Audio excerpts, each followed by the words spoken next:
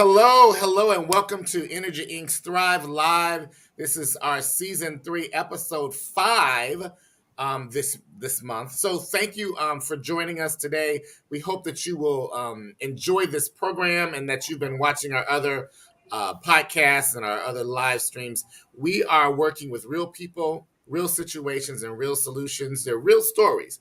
We're working to eliminate stigma, to bring about whole person health, healing for individuals, for our families and communities. We're really trying to touch so many different ways, touch people's lives. And we have a very special guest today. She is Carol Holly. She is with the Highland Residents Association in Southeast Washington, D.C. And so we are going to talk about what's going on in our communities.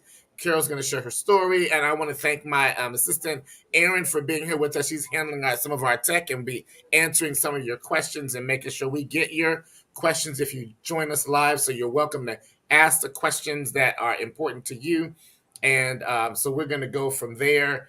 And let's get ready and get going again. Thank you for joining us for Energy Incorporated's Thrive Live. We're sponsored in part by DC Health and also by Health HIV organization. And so we're glad to be here. We have some wonderful partners: Gilead, AIDS Healthcare Foundation, the Department of Behavioral Health, Project Briggs, and other organizations in the area that support us and do work with us. We are so proud to be in relationship with all of you and with the work that we're doing. East of the River Collaborative and others that are joining in with us to make these things happen. So listen, today, let's talk to Carol. Let's talk about what's going on in our communities and our neighborhoods and how we can continue to make them better. Carol, welcome today to Energy Incorporated's Thrive Live. Hello, everyone. Hello. So Hello. Carol, go ahead and jump in. Aaron, you want to say anything to us? No, I look forward to hearing your story, and thank you for joining us. Those who join and those who listen afterwards, we hope you enjoy. And let me do one quick thing. Let me give a shout out to my co-hosts who are not able to be here today: Tawana Lee, MSW, and Raven Luckett, who is also a CAC, Certified Addiction Counselor Dual. And so we love you both. We will see you all very, very soon in one of our soon podcasts. But thank you for Carol for being here with us now. So Carol, go You're ahead and share welcome. with us what you'd like to share. Well, hello, world. Hello, everyone. My name is Carol Harley. I'm a 56-year-old mother of 3 grown kids with one 14-year-old teenager whom I've had since birth. I'm also a domestic violence survivor, and I'm married married, but been separated for the last 5 years. I've been living here in Washington, D.C., in Southeast here now for about 30 years. I've been in all 4 of the quads: Southeast, Northeast, Northwest, Southwest. Lived in each one of them. And each one of them, I noticed that, it's a lot of things going on in the communities that that's really dangerous to our health. Meaning, other than besides, the drug dealing, the drug using, the people being killed, and the domestic violence, the teen parenting, the it's a little bit of everything going on. Is the biggest thing that's going on is a lot of mental health problems and stuff. So I just wanted to let you know that,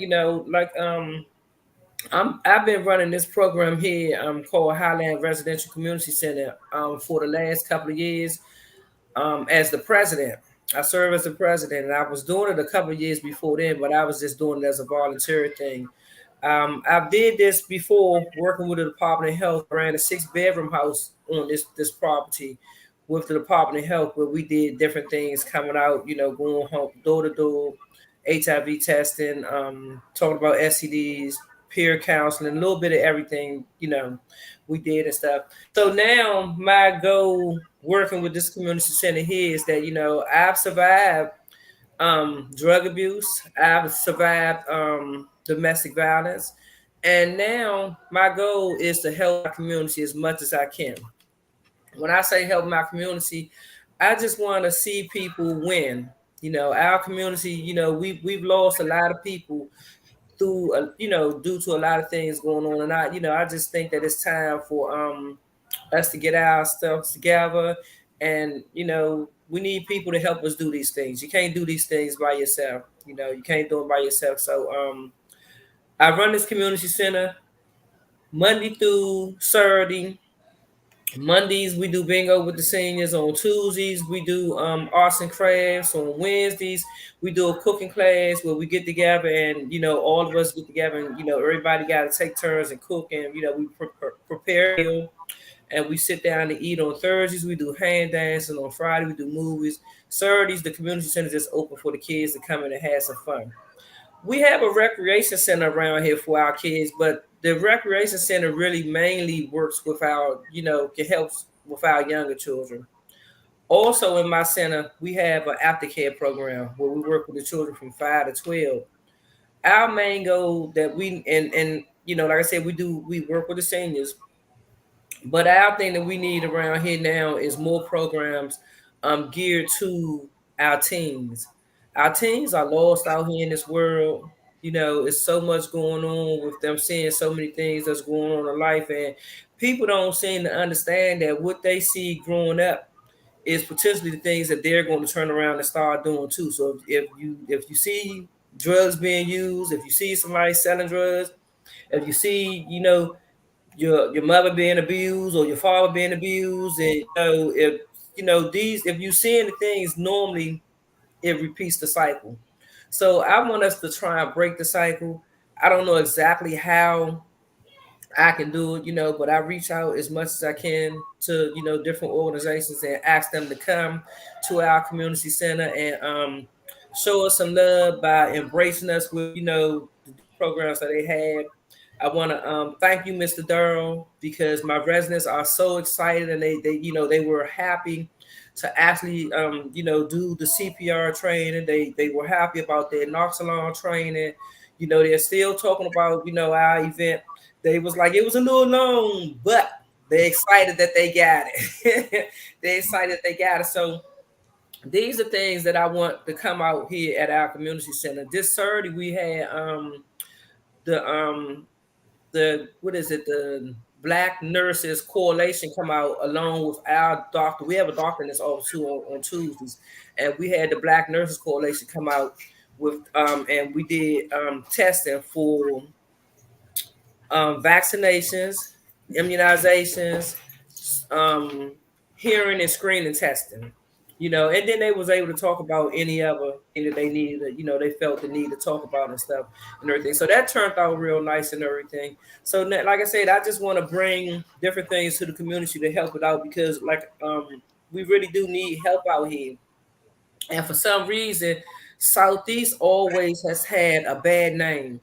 And I'm not going to sit here and act like, it wasn't a reason for Southeast having a bad name, because once upon a time, the neighborhood was bad. There was a lot of drug dealing going on, there was a lot of killings going on, and just a lot of violence. And it just made put us on the map as a neighborhood you just don't want to visit. Well, I want to change that atmosphere. I don't want y'all to be scared of us over here. I want y'all to come over here and help us, because we need the help. And I'm just one person by myself. I can't do it alone. So I need all the organizations to hear me, plead, and let y'all know, look, hey, we really want y'all help. We want it, but we just need for people to come out here and not just do something with us once. We need you to make it something, make it, consistent. You can't just think that we're gonna be okay, yeah, and we done this with you, and now we supposed to just, we're gonna get our life order. No, we need for you to be consistent with it and bring it on a regular basis, so that we can start, these, people, our people can start feeling like people really care about them too. Because I really feel like Southeast has been lost in the, in this thing. Organizations deal with everybody but us. I want that to stop. So along with, me trying to do the work that I do in our community center, I do have two organizations that I call on to get help from. One is a program called So What Else Inc. Say that one more time, Carol. It's called what? It's called So What Else Inc. Okay. So What Else Inc. was run by Miss Miss Goldie, but Miss Goldie now is her own program, and she called it Goldie in the Biz. So we working together to continue this program going. I'm gonna let y'all speak to Goldie. She so she can tell you more about the program. But we working together as a team to do things in the community center. I also have an organization called A White Circle who helps me a lot. We partner and do things together. Like we just recently did a Mother's Day program for the parents that moms, and it was real nice. They were able to get clothing, I mean dresses, because we dressed them up. You had to come dressed up, so everybody was dressed up. We was able to get shoes, dresses, the jewelry. The guys was able to get their suits, ties, and everything. And I'm talking about we did the thing over here. We looked it good over here. And let me just say this. Not only did they dress us, but half of the clothes were brand new clothes. And I'm talking about expensive clothes. I had on a $400 dress. May I brag on that? But also, now we're working on our Father's Day program. We're also working to do parents and kids programs, because we can't just do things with the mothers and then do things with the fathers and then not put the families together. So I want to do a lot of that too and everything. And I don't know if I talk too much, but I'm trying to get a little bit of everything out there, out there. Like I said, I work with Mr. Trayon. I'm asking everybody, Mr. Salim. I'm asking our mayor. I'm asking all her partners. I'm asking everybody in Washington D.C. If y'all on Facebook, hear me and hear me loud. Ward 8 is not having it. We need y'all help over here. We need funding over here. We need y'all to put some programs over here. We need y'all to come to our community center. We have a beautiful community center over here, and we need y'all coming out here, bringing programs to our people, helping us to feel comfortable enough to start coming out and participating. Y'all say we don't come out and participate. We had people participating, but we can get more participating if y'all did more coming out. If y'all came out more and showed us a little more love. So on that note, I think I'm just going to introduce Miss Goldie and the Bear and let her talk about the programs that we've been doing together, and helping her because we launching her program now. So this is Goldie. I'm sorry. Come on. Hey, Goldie, how you doing? Oh, my knees was hurting for like 4 days. Girl, I need you to move a little closer into the camera. How you doing? Oh, Good to see you. Hey, girl, how are you today? I'm good. I'm good. It's so good to hear about Goldie and the Bears. Tell us about it. Tell us a little bit about your story and how you got to building this organization and the work you do. Okay, so I started out working with this organization called Silverdales. I was just one of the people who lived in the community. Met Dave Silbert, who allowed me to volunteer for their organization over the summertime. The summer became to wind down, and so the program was ending, and I asked him, could I start at the school program for the children, because I seen the momentum that we had and the things that we did. I actually changed them, so he agreed to do so. So over the last 4 years, I've been running year-round programming and actually implement all these other things inside of someone else, which is like the team mentor program, which is called we call them TMs. Also, the senior program that Carl allows us to come up here and help with. And also, we have a cooking with Goldie class with them, because cooking, it helps you with like range of motion, it helps you with anxiety and all types of things. So I thought that would be a great thing to have them do. And plus, I like to eat. Hold on. I hear you're a good cook, though. Oh, I know how to do something. So also today was my last day with someone else. I'm launching my own organization called Goldie and the Bears. And Goldie and the Bears, because our teenagers are always the ones who never really pay attention to them a lot. We always look for the babies 5 to 12. So 12-year-old is like the pivotal moment right there. So I want to invest into 12 to 21, where teaching them entrepreneurship, financial literacy, and how to build their own businesses, giving them bank accounts and teaching them about savings and doing inventory, everything you need. They will also have to do a volunteering day with an elder, which is a senior. So that's how the senior program will get started with them adopting a grandparent. And so we will still continue cooking with Goldie with the seniors and things of that nature. And then the teens or the young adults will have to also check on them and maybe even visit and do, maybe take the trash out, whatever needs to be done with their grandparent. That's beautiful, beautiful. So, Goldie, tell us more about you, how you got to Me? this place, and where have you come from? What has been your story? So let me tell you about Goldie. So I come from Southwest DC. And I got to this place, basically it was a long time coming, I done been down a lot of roads in my life. I've done a lot of things that I'm not proud of in my life. But through all those things, I'm glad that those things happened because it made me realize like it's easy for me to do the job that I do now.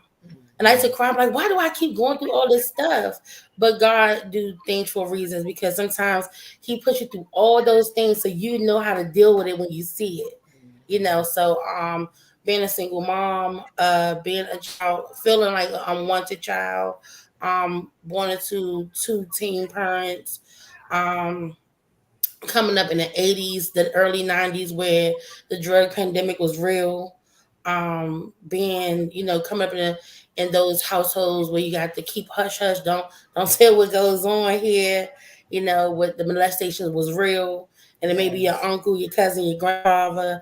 I done been through losing my mom lost a baby. I was, losing a sibling and becoming the only child.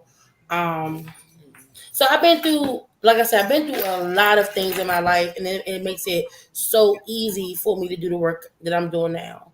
Like right now, you'll think that my house was a group home.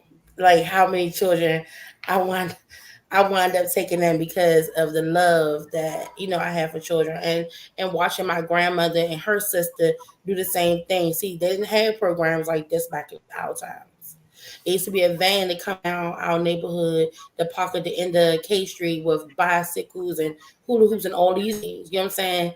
And we enjoyed it. But my grandmother and my aunt, took everybody in. The whole neighborhood family. I didn't know who was real, who wasn't. And so that's how I am the way I am and came to be this way. That's Goldie. This going through life trials. Well, Goldie, you and Carol, you can squeeze back in if you want to a little bit, and you all can share that camera. Don't go Yeah, too far. Don't shit. go way too far. Y'all get close now. So it's and that helped the lighting too. That's beautiful to have you both in the screen Thank together. you. That was But my so, beautiful face. so you both have talked about some fairly traumatic things that have happened either to you or in around you. I know, Carol, you talked about some domestic violence and being separated, and Goldie, you just talked about some molestations and the loss of siblings and death in the family. How have you all, either of you or both of you, how have you been able to? What did you do to overcome those things, and what would you recommend to some of the folks that may be watching here on how to do some of these things? And I'm gonna put in underneath the screen here our link to the Department of Behavioral Health. So, folks, if you need to get some help, we have help available for you in DC. And if you're not in DC and you're watching this, you can probably call 311 in your area. That's usually working to get help, or call your mayor or your city's central number and get referrals and recommendations. But if in nothing else, you can contact us at Innergy Inc. and we will also help you. Innergy Incorporated at gmail.com. We will do our best to get you connected wherever you are in the country to whatever you need. We've been doing that for some folks in the region lately. But back to Carol and Goldie, how did you overcome some of these things? Are you still overcoming them? What are the things you recommend to people? Tell us a little bit more in those senses of some of these traumas and these things you've endured and you've survived. Well, I'm still overcoming things because my domestic violence that just stopped 5 years ago, and it seemed like I went through it um for years in my life. At first, I didn't know what it was. I thought that that the guys that were beating on me, I thought that they really loved me. I mean, I wouldn't have thought anything different, until I got up into some age and stuff. And it was hard. So my thing that I would say, especially to these young girls, because on June 3rd we're having a domestic violence program up here at 662 Atlantic Street Southeast, and I invite you all to come out and participate with this, because it's the thing that I want to discuss when we had this meeting is our girls, our teen girls, and our teen boys too, because our teen girls are thinking it's cute. Something I went through when I was young. I thought when my son's father, when he used to get upset and he was hitting on me, I thought, I was like, oh man, he really loved me because I'm making him this mad that he just want to beat me up. So that means he loved me, because he wouldn't be getting this upset if he didn't. And so I used to just think that it was cool. And, I took these whoopings on a regular. I mean, and he was drinking and using drugs. And we 14 and 17. And at 14, I'm experiencing domestic violence. But I didn't know what it was. And then it got to the point where my mom couldn't help me. My father was incarcerated. He was a career criminal, in and out of jail. My brothers, they was out there, they living their lives and stuff. When we did come in contact, I really didn't want them to get involved, because I didn't want to see nobody get locked up for doing nothing to, nobody else doing nothing to me. Then even when I got older and my boys were old enough to help me, I refused to let them get involved, because I didn't want them getting in trouble. No, they get killed or something happen, because how was I gonna handle that? So the things that you young girls, you need to be aware of is, if a boy yelling at you, he hollering at you, if he get to pushing you, he's smushing you, you know, he's trying to control you. These are things that you want to back away from. That you want to say, you know what? This ain't nobody that I want to deal with. If he got to be checking your phone, he want to know who calling you. He want to ask you why you and that boy talking. You're 13, you're 14, you're 15. I don't care how old you are. You should be able to have friends. I mean, you go through life, you meet people. You should be able to have friends with any relationship that you in. If somebody is questioning you about why you talking to somebody, and they want to argue with you or fight you, that's a no-no. I say don't even let it get to the point where the hit and get involved. Soon as you start spotting them signs, they're too possessive. Back away. For you guys, I need y'all to understand you young, and I don't know what you may experience in your life, or what may think that it's cool, and you feel like that makes you a man because you want to check your girl and you want to put your hands on her. It's not cool for you to swing on your girlfriend.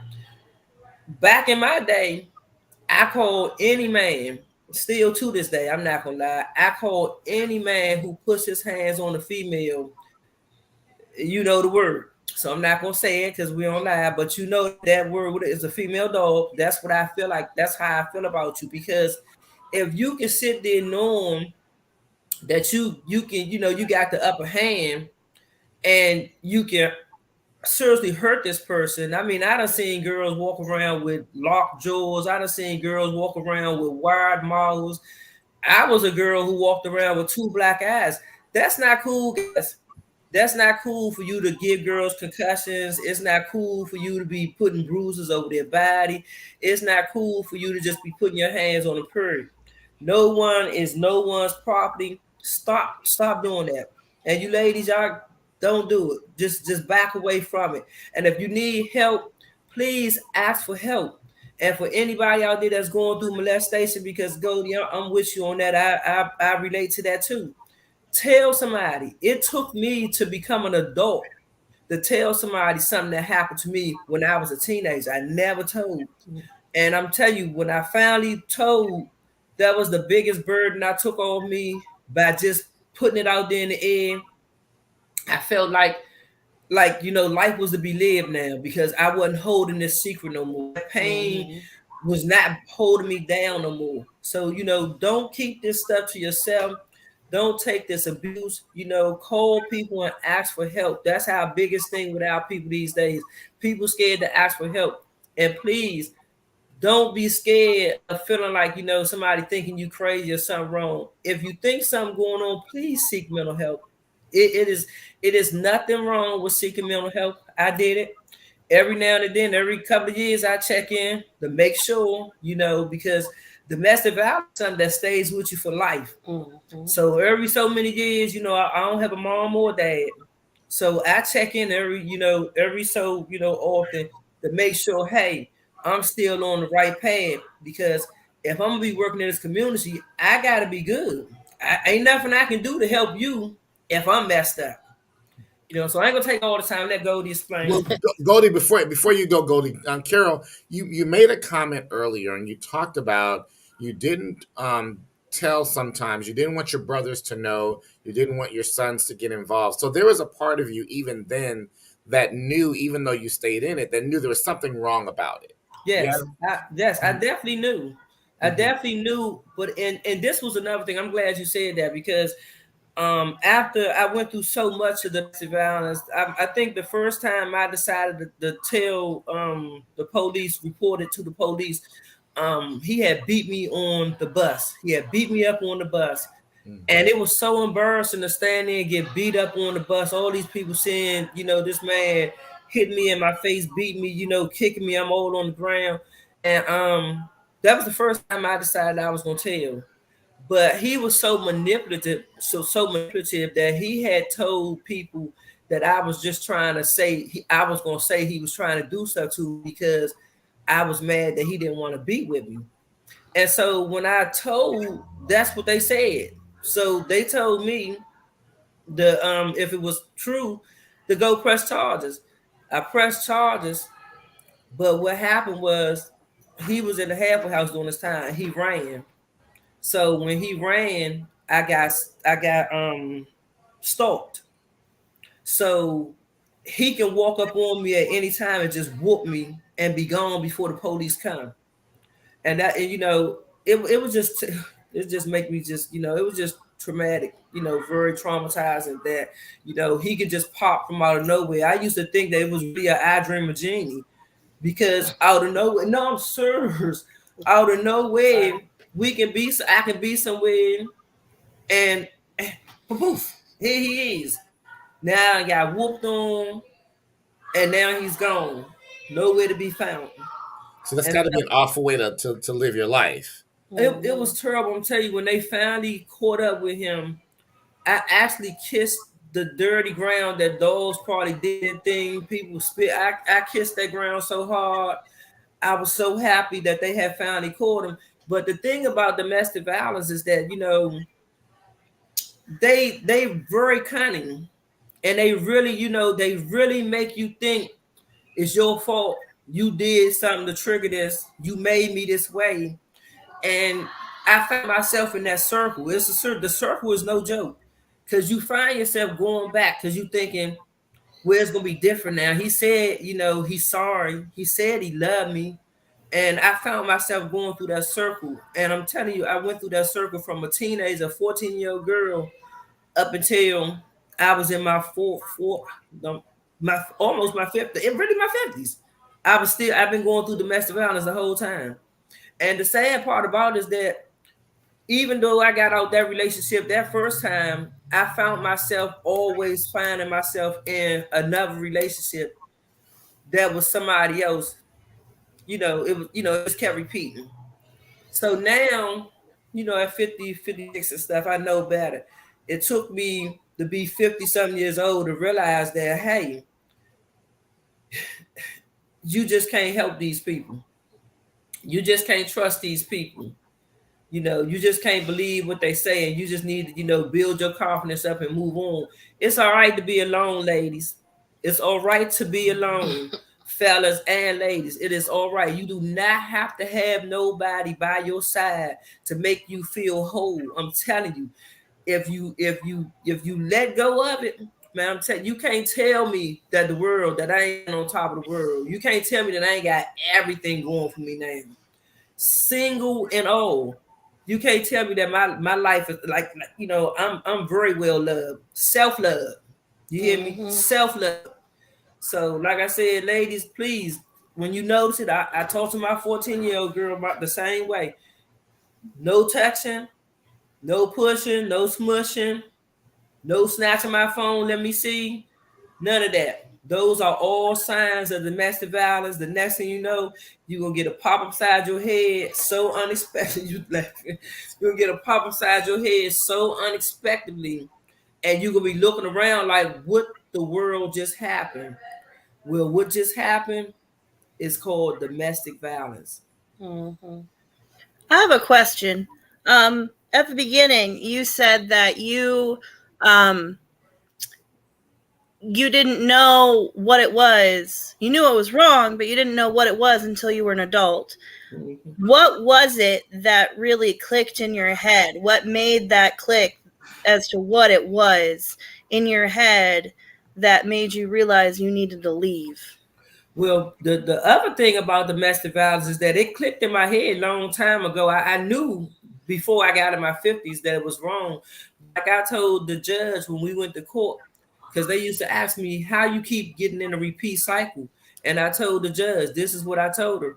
I said, Your Honor, it's easier for me to stay with him than to try to walk away, because walking away, the beatings were worse. Mm-hmm. Staying with him, I may got beat, but it wasn't as bad as trying to walk away. So I had to stay. I had to stay in place. That was easier for me to stick with him and just take a couple of whoopings than to try and walk out and get on my own. And like I said, he catch me wherever he catch me at and just dog me out. So it was easier. But once I got to the point where, I got to the point where I was like, every time he touched me, I press charges. Every time he touched me, I press charges.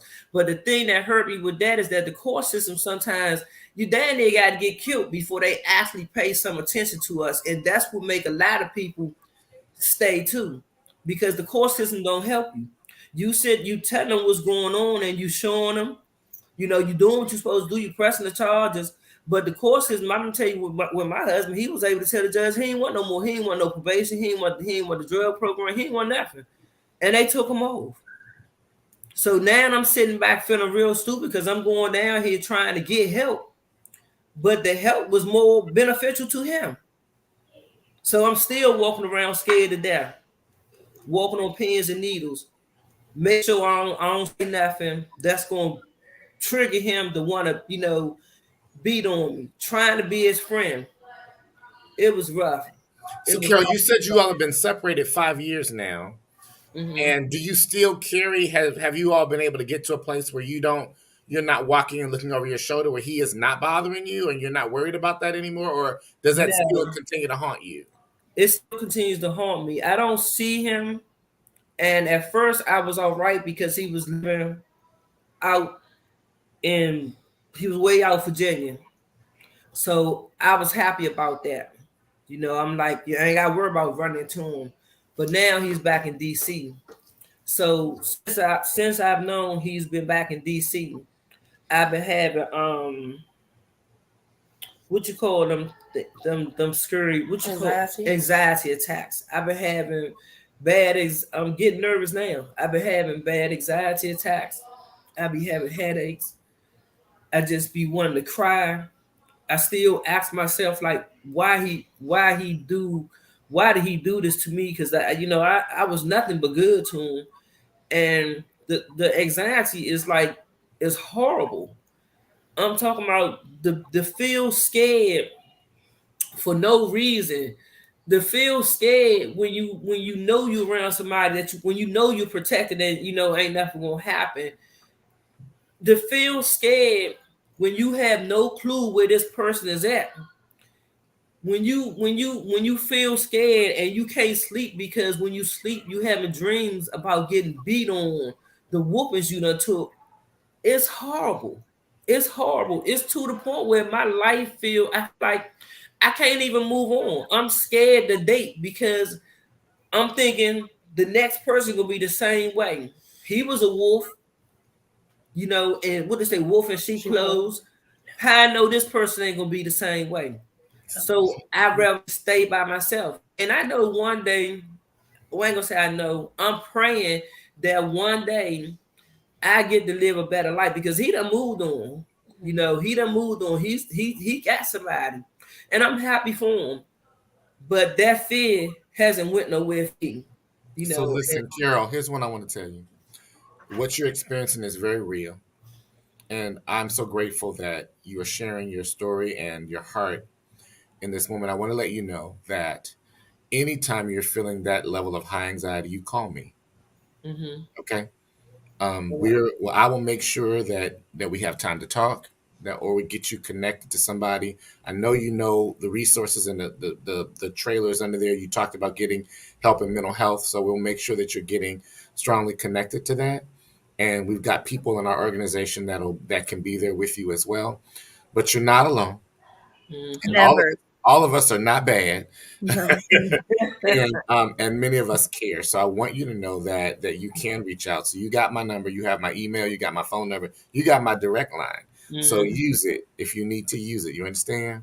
I And will. and And don't I'm be here too. Okay, thank you, Miss I, Ern. I go hand in hand with you. I still get anxiety attacks from the same thing. Oh, good. Walking in Walmart. So if you ever need anybody to talk to, I'm here too, woman to woman. I got. Thank you, Miss Ern. absolutely. So we again thank you for sharing that. And the key I'm hearing in what you're saying is that once people get into this cycle, it is hard to get out of the cycle because then you're afraid of the cycle itself. And Exactly. so I think that our work in our communities is to prevent it from happening. And I know Exactly. that we talk a lot about young women that are being abused and those folks. Um, but also there are young men that are being Yeah, abused also I was these definitely say days. that. Exactly. And they've always been, right? Yes. And Mm-hmm. so I think that we want to make sure that we also, because I know that growing up, not wanting to talk about things that happened because I'm a guy, right? Mm-hmm. And I'm not supposed to Definitely. no one should be able to do something to you, right? No one Mm-hmm. should be able to, because you're a guy. You can't be overpowered by another guy. You can't be overpowered by a woman that's bigger than you or stronger than you or just faster than you. And there are many. Yes, it is. A lot of them are winning Olympic awards. They're faster than me and stronger, right? Yeah. But my point is that we have to make this clear that violence, domestic violence, that these kinds of abuses happen across the board. They are notoriously worse for women and young Mm-hmm. girls, teenagers as well. But they do happen to guys, and It, so we need it to. It really does. does. It It really does. It does. does. Guys just don't share their stories because they feel like it's a weak thing. I tell you, like I have two boys myself, and I watch my son push his girl down one day, and it just triggers something in me, and I want to do something to that boy, and I told him I better not never catch you. As much as pain as you went through, crying about what I went through, you got the audacity to put your ass on the female. You better not never do it no more. I don't Mm-hmm. tolerate that because women are abusing just as much as men. You just don't hear about the women doing it because men don't report this. You know, y'all men, y'all better start reporting. Don't be letting no women be y'all. So my son, they call the police, babe. They Well, said call the because police. because here's the thing, and the way to and you, Carol, you talked about it, how the courts don't really support the proper way. So if Mm-hmm. a guy is being abused and he gets hit and he decides to retaliate or to Exactly. defend himself, and the other person gets a bruise, when the police come, they're going to automatically take the guy in because Mm-hmm. all she has to say is he hit me, even if Mm-hmm. Mm-hmm. she hit him over the head with a pan, But right? the amount of proof you need as a man, if a woman is doing it, is outrageous. And that's true because that happened to me too. He's good.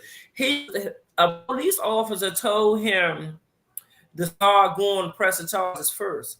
So he told that whoever presses the charges first, whoever goes to the court building first is the person that the judge gonna go with. So he took it upon himself to go in there and get me. The first time he did it, I just went on there. I accepted, I did stay away. I was stay away, no problem. Soon as we left the court building, he beat me to the place, to my house and whatnot. I ain't say nothing because, like I said, I ain't want the beat. But then he did it. He did it again. We went through that one, and then he did it again. And he tried to. This time, I told the judge I wasn't taking the stay away order. I wanted to fight it. When I decided to fight the case, that's how I won because now he backed down because he knew he didn't have no proof to sit there and say that I had did something to him, and I had proof to say that he did something to me, so he backed down. But yeah, so So we have a lot of work to do in our communities, right? We To really make all do. of this right, to make our communities safe, to make our homes and our families safe, to end this cycle of anger and oppression and violence that's happening. And I wonder if one day, maybe not today, but we'll talk about where the root of this violence comes from. And because it's not just about it is about power over someone, but it's also about people that feel weak and powerless, and Hmm. so they're Yeah, trying it's to gain control. in some way. And You so we've got to control what really, you can. yeah, yeah. So we've got to fight this. Goldie, you're going to share a little more about your story if you feel up to it. After Okay. all, this is a heavy topic, and we've been going for a little while. So, Hmm. how are you feeling, Goldie? Oh, I'm feeling fine. So which one? Like the molestation, like Wherever you want to go, but move a little more into the camera too. There you go.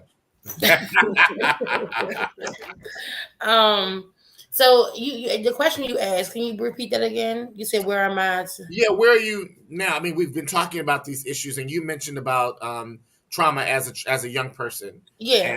and all of that, and you talked about taking a lot of kids in and what you're seeing in Hmm. community that caused you to do that. So, where do you want to go with that? Okay, so yeah, where I am today with like everything that I've been through is I'm in a good mental space, honestly, but I still have my moments. A lot of things that you deal with, you still you don't fully get over it. It's the scars that just like basically got a scab over it type thing, but it get open back up at any time. So like someone said, you always have to have that help on deck. And it's okay. And you know what? In our black communities, we are always afraid to say we need therapy or something. And, that was a big stigma for a long time. Like, you don't need no therapy. Yes, you do. You need help.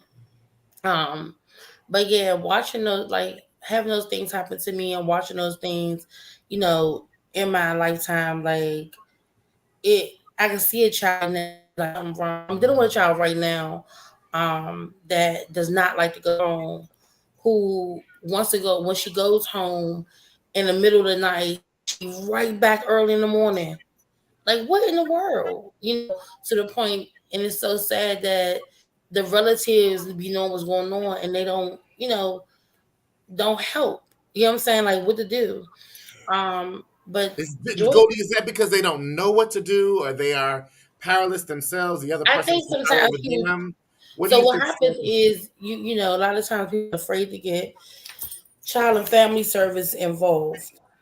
But that's the only how it's going to get better when you get the child and family service involved to get the help that you need. Um, all I can do is basically talk to the parent and let the parent know. Because I don't.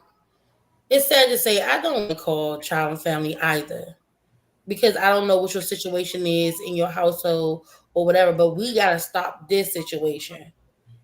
This has to stop. So what do you do other than child and family services? You got to put the person out. You got to do something. I don't know. Um, but yeah, I don't know, man. I hate what I had to go through in my lifetime, but I'm glad I went through it. I know it was a generational curse, and I had to stop it. Like, and the things I had to stop it was when it happened. You know, in my circle, in my household, or whatever the case may be, I had to go through the whole thing. I had to let my children know, like, I'm here, 100%. I don't care who it is, because ain't nobody more important than y'all, you know. And it, girls don't ain't the only ones that get molested. Boys do too, and it really plays a mental part with it, especially when it happens to a boy. And like a lot of therapy is needed.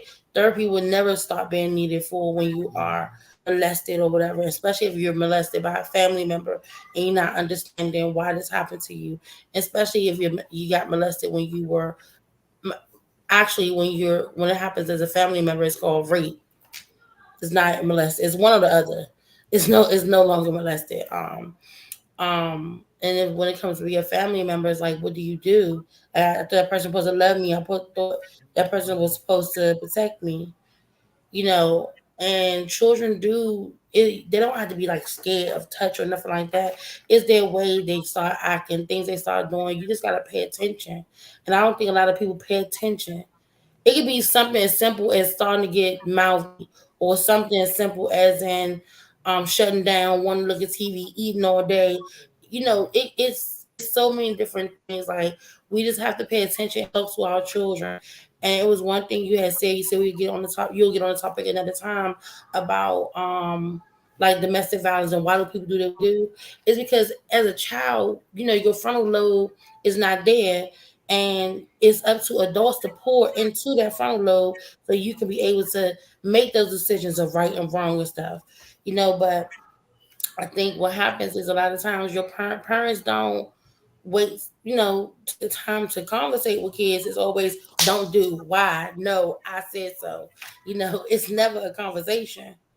And especially in the inner cities, there's not a lot of conversation going on between parent and child, because you want your child to do what you said without giving them an explanation of why you said it, or we just whoop tail. I'm a beat you. It's no why I'm getting this whooping. It's no why I'm in trouble. No why is this? You know what I'm saying? It's always you got to do it because I said so. I'm your mother. I'm your this. I'm your that. You know what I'm saying? And so we always give titles to these things, like, but children got to be respected too. And I love that you said that children need respect also. yeah, and I think The only way for them to learn respect is to be respected. exactly. It's not something you don't. Respect is not automatic. I've told people all along, especially when you have family members that are not consistent in the child's life forever, and then they show up. You can't just assume that because you have a title, auntie, uncle, mom, dad, grandparent, that they know what that means and that they confer some sort of power to that term. Yeah. Um, so it's not always that way. One of our guests says very true. Pay attention to all the changes. This is one of our co-hosts, Tawana Lee. Hey, Tawana, thanks for watching. She was able to finally catch up with us, but she'll be on soon. But she's also a social worker. We're so proud of the work she's doing in the community.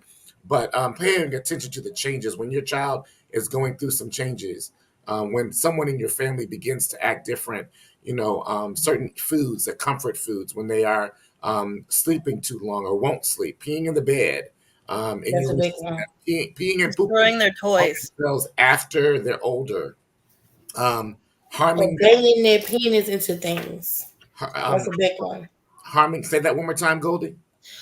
Banging, like, if you bang your penis or take it out on your private area or something like that, like, or your breast or your penis, whatever, like causing harm to areas. Self-inflicted harm. Yeah. Things like that. There are other signs. So what we're going to do again soon, we'll follow up with this conversation, and we'd love to have you both back on, along with Tawana and our social worker. Maybe we'll contact someone from CFSA and see if we can get them on to talk about what are the signs and what do we need to do. How do we make our community safe? And I know I've been a foster parent. I am an adoptive parent, and and I have worked with this since I'm in a mental health professional and a psychotherapist in different parts of the country, and I work with children, adolescents. So I know how difficult it is for people to want to report, to want to say, because I know that every time a child is removed, it's traumatizing for that child, for that family. Definitely. But what do you do if you don't do it? Then the trauma that they're experiencing is worse than the removal, potentially, right? But we've got to figure out what the signs are so we know how to help and how to intervene. Most of our child and family service type organizations around the country, their goal is family reunification, to keep families together. Families need oftentimes a lot of support. When I worked in Arizona, and I was in the investigations side of it, where I would have to potentially remove if necessary.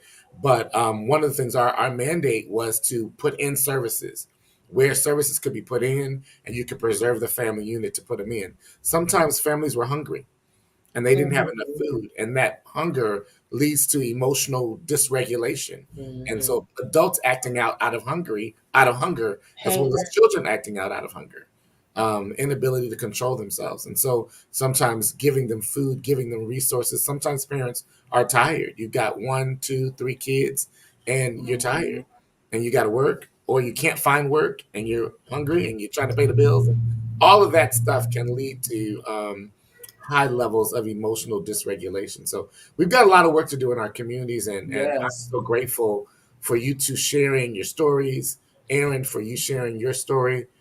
As always, any parting words that you all want to share with us about what's next? What do we do? How do we keep our community whole and healthy? Well, I had a thought based on what was said, was that scar just keeps, that wound just keeps opening. And a lot of people don't think about the emotional abuse side.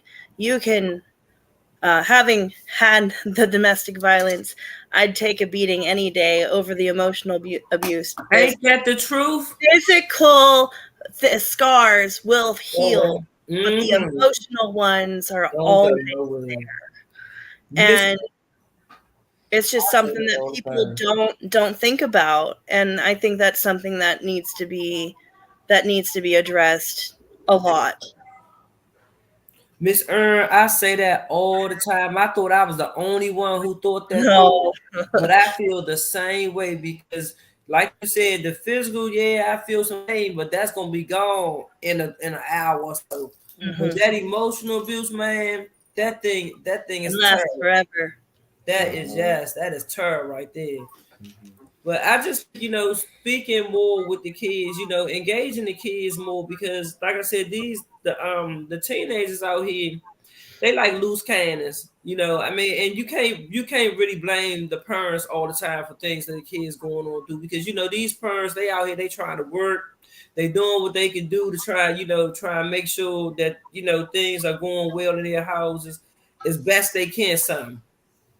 And you got parents out here who use it and using and stuff. I mean, people get caught up, but these children, they out here, they just need a lot of love and a lot of attention, and they just need somebody to just show them the way, show them that they can, show them that they can stuff because it ain't a lot of programs for them out here. I mean, well, let me say this. It's a lot of programs out here for them, but let me say for our Ward 8 kids, we're just not being informed about them. Let me say that. So, because like I said, my daughter, she's in a college track program and a college track program, which I found out, she found her principal, referred her to it. And then she's in another program with insurance through DPR, but that's through people knowing her work, but people hurt, knowing that she wants to do something, she want to get somewhere. But there's a lot of children out here that want to go somewhere, they just don't have the help. So I'm blessed that I can say that my daughter, she has 2 programs that helps her, and then she's trying to work a little her job and everything. And because I'm to the point where she's so focused on schooling that I'm thinking I may have to take her from her job, but she wants to work the job, but I don't know. I just want her to make sure that she gets that school and she stays focused on that and everything. She's been doing an awesome job with it, but I'm grateful. But I wish I could say that for a lot of other teens around here that's looking for work, looking for money. Like you said, they hungry. They don't have new shoes. They don't have clothes.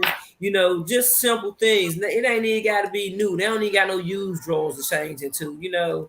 Used pair of shoes to change into. Ain't nobody bringing nothing in our hood. I mean, there's not a whole lot of stuff coming resources. Resources to our neighborhood. Well, listen, Carol, this is what we're gonna do. Because we're gonna make a permanent spot down there, which we've been talking about this for a little while, right? Yes. So you got a whole building down there with a whole bunch of spaces. So we're gonna come in and we're gonna make a home in there with you and help you build what you need to build. We're gonna find a few young people that we can start with and do something with and get something started. We'll do what we can around programs. We will come in and have a resource day and share, make sure we can tell anyone in your community, help them get connected to resources that are in this podcast is not just about exposing the truths and the things in our lives. It's also about making avenues for things to change, right? And so we are, as an organization, we will do what we can. Now, we can't serve everybody. We don't have that funding. Exactly. We got to get the funding, but we're going to get it. But I believe this do good work and the funding will come. Yeah, Exactly. absolutely. Our original organization, Inner Light Incorporated, which is associated with our church, Inner Light Ministries, UCC in Southeast DC, our bishop used to say, "Don't let the tail wag the dog," meaning we're not looking for money to tell us what to do. We're going to do what we do and find the money to support it, right? Exactly. So Absolutely. we're going to I do like some that. things, come down and get with you all, and at least find a few people that we can do something with to get started, right? And build from there, get them connected, get our youth connected. There are programs all around the city. Let's find out what's there for them, for our families, for our adults. There are things available. Let's make sure you're getting connected. One thing I do want to tell you all, on August 26th, we will be in Oxen Run Park with the Places of Worship Advisory Board and our Community Health and Wellness Day. Yay! On the Valley Avenue side. And last year we have fresh food that's cooked and people come and can eat during the day. All kinds of resources. We're going to have medical personnel there. The dental Colgate's going to be there. We do testing. We offer. They gave away food, fresh food, protein, produce, and vegetables. They gave away school supplies for the kids. They gave away tennis shoes, brand new tennis shoes, and things for the kids. They had clothes that were there for kids and adults. This is a big, huge thing. It is one of the things we've been doing for many, many years. I'm the co-chair of that body, community co-chair, and so we are going to have that. It's going to be in Oxen Run Park on August 26th. We will make sure that you and the community knows more about it. We'll have somebody on soon to talk about it a little bit more as well.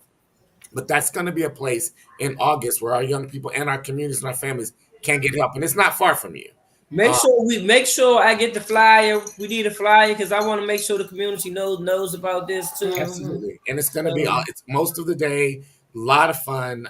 They had a basketball tournament last year as well. I don't know if they're having that one yet this year. We haven't got that detail, but lots of things. That we have a financial institution that's going to be there that can also go to help people get a bank account and also teach them about financial literacy as well as they're going to be giving away some things like bikes or skates or hoverboards or things like that. So I don't know what all they're going to give away, but there's going to be some giveaways as well. So we will definitely keep you posted on that. But I want to say thank you again, Goldie and Carol, for being here with us. Thank you, Aaron. Thank you, all of you that are watching live with us, and those that will watch this afterwards. This is Energy Inc.'s Thrive Live, where we are talking to real people about real situations with real solutions. And we are working to eliminate stigma and poverty and oppression in every form that it shows up in our communities, to lift up our communities for healthy community health across the board, whole person health wherever we are. So we'll see you again real soon. My name is Daryl. I'm glad that you're here with us. Please come back and see us again. Like us on Facebook and on YouTube. And please share the video with people. Good information here. Great opening up conversations. A great way for you to share a video that you can then have conversations either in your organization, in your place of worship, or in your community, or even in your family about these issues. We have to start talking about these things and making it possible for people to reveal what's going on and to normalize telling the truth about what's happening so we can heal. Thank you all for being with us today. We will see you again real soon on Thrive Live.